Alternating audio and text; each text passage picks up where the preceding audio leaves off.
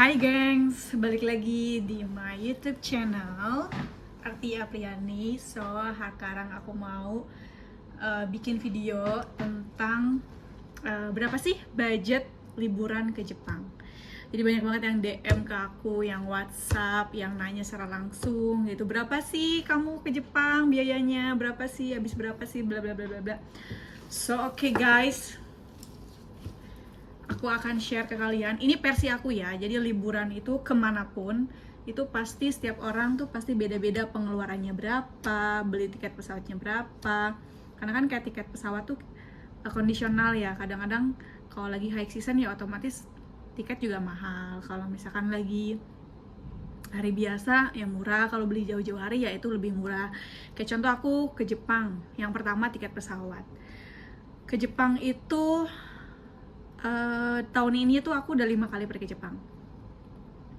5-5-nya itu beda-beda harga. Yang Januari aku dapat tiket 7.200.000. Itu udah PP ya. Terus yang kedua 6.800.000. Yang ketiga 7.400.000. Yang keempat itu 7 jutaan, ya 7 jutaan. Nah, yang sekarang karena aku belinya jauh-jauh hari, aku dapat 5.800.000. Jadi setiap aku berangkat itu nggak sama harganya. Aku selalu pakai China Airs ya, pesawat dari China Southern, China Eastern gitu. Jadi kita buletin harga tiketnya di 7 juta. Jadi berapa harga tiket ke Jepang? Itu 7 juta. Tips dari aku, harus cari tiket itu jauh-jauh hari, karena kalau jauh-jauh hari itu harga tiket bisa lebih murah dibanding kita mepet pesen tiketnya. Terus jangan lupa cari tiket pesawat yang memberikan banyak fasilitas ke kalian. Contohnya kayak China Southern ini, dia memberikan fasilitas akomodasi buat kita kalau kita transit di China. Dan kita juga bisa ekspor China, kita pergi ke dua negara tapi bayar satu ongkos kan, which is itu bagus gitu kan. Tapi per tanggal 30 Juni, ini sekarang hari ini 30 Juni, China Southern juga sudah memberhentikan ya fasilitas ini. Jadi ini is bad news gitu. Jadi per 1 Juli kalian kalau transit ke Cina pakai China Southern, mereka tidak akan memberikan free akomodasi. Jadi kalian perlu bayar, perlu order gitu. Nah, itu untuk tiket pesawat jadi 7 juta. Oke, untuk hotel sebenarnya hotel juga sama ya. Kadang-kadang murah, kadang dapat mahal gitu.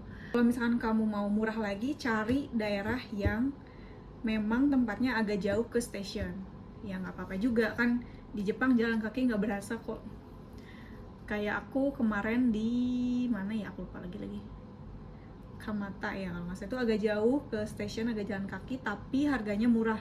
Aku dapat apartemen 750.000 untuk 2 orang, karena aku sama kakakku sama teh septic. Bagus, apartemennya bagus, kita bisa masak di sana. Kalian bisa lihat di review apartemen yang udah aku buat di YouTube, di channel aku. Itu 750.000. Terus kalau misalkan kita 7 hari nih ke Jepang, ya kamu tinggal kalikan aja, kita anggap pukul rata lah 700.000 untuk hotel ya. 7 kali 7 aja berapa. Nah, untuk makan aku ngerasa kayaknya biaya makan di Jepang tuh kayak sama aja gitu, kayak aku makan di restoran di mall misalkan. Kayak contoh, kayak kan banyak banget restoran halal ya di Jepang itu. Kayak ramen tuh 80.000 masih bisa ya, yang enak 150.000 gitu, 130.000 ya, sama aja sih kayak di Jakarta juga kan variatif ya, ada ramen yang harganya 80.000 juga ada gitu. Jadi kalau makan tuh sebenarnya tergantung kita. Kalau kalian misalkan budgetnya terbatas, kalian bisa kayak aku aja. Aku tuh biasanya kalau ke setiap traveling mana ya, aku biasanya bawa pukumi, nasi yang instan gitu. Terus lauknya ya beli kadang-kadang di kombini kan ada chicken katsu, chicken apa gitu. Jadi nasinya aku bawa dari Jakarta, nasi pupumi, terus lauknya ya beli di kombini gitu. Itu kan juga mau hemat gitu. Pagi-pagi cuman onigiri 20.000 kenyang gitu. Terus siangnya makan di luar misalkan 80.000 atau berapa gitu, atau 90.000-an. Terus malamnya ya kalau lapar ya itu pupumi yang aku bawa dari Jakarta, terus beli chicken di kombini kan jadinya malah lebih hemat kan. Misalkan patokin lah untuk makan 200.000 sehari, tinggal kali 7 aja berapa.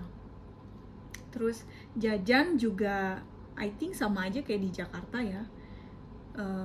Jajanan-jajanan di Jakarta itu kayak di mall, snack berapa sih, di angka 50.000-an kan, kayak silin. Terus ya sama di sini juga kayak kamu beli kebab di Tokyo gitu harganya 50.000 juga. Beli strawberry, my favorite strawberry itu pernah beli 70.000, 60.000, 80.000, 50.000 juga ada gitu, sama aja sih. Terus kayak strawberry yang dipakai apa sih, pakai gula gitu juga harganya 50.000-an kok, meskipun aku nggak pernah beli karena aku nggak suka yang gula gitu ya. Yang terus pernah beli selalu beli churros di mana sih, kok jadi lupa lagi, churros yang ada ice creamnya itu juga 50.000-an kok harganya. Sama aja sebenarnya. Jadi kalau habis berapa tergantung kamu jajan apa dan habis berapa gitu. Terus apa lagi ya, kayak transportasi. Nah ini yang agak jadi apa ya, agak kayak menghela nafas gitu, karena emang di Jepang itu mahal, transportasi itu mahal banget menurutku ya. Kayak buat subway gitu emang agak mahal sih menurutku ya.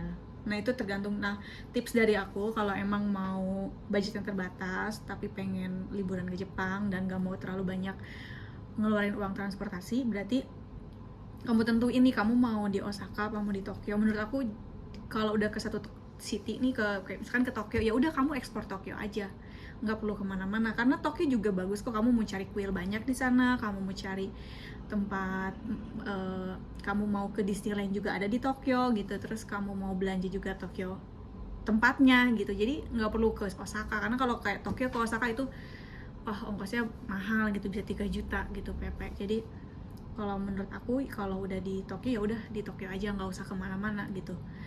Karena di Tokyo juga seminggu tuh kayak belum tentu kamu bisa muterin semua Tokyo gitu. Jadi dan menurutku itu bisa memperirit biaya transportasi sih. Atau misalkan kamu bisa ya udah aku nggak mau transportasi karena transportasi mahal, berarti aku mau spendnya di hotel. Ya kamu bisa cari hotel yang benar-benar pusat kota tapi dengan harga yang affordable gitu, yang murah gitu buat kamu. Aku waktu itu pernah di Olympic in Azabu itu ada di Tokyo, bener-bener di pusat Tokyo. Jadi kayak dari hotel ke Shibuya tuh cuma 20.000 gitu. Nah kamu bisa tuh cek hotel situ di Olympic in Azabu. Kalau mau tahu hotelnya kayak gimana, kamu tinggal cari di channel aku, ada di situ, explore review hotel Olympic in Azabu.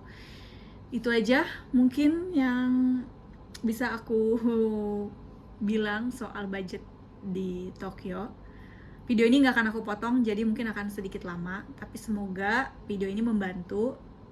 Thanks for watching.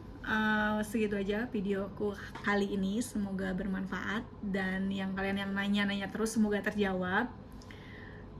Mungkin videoku tidak terlalu detail biayanya berapa, tapi mudah-mudahan kamu bisa menangkap ya apa yang aku bahas di sini, biayanya berapa, habis berapa. So itu aja, thanks for watching, bye bye.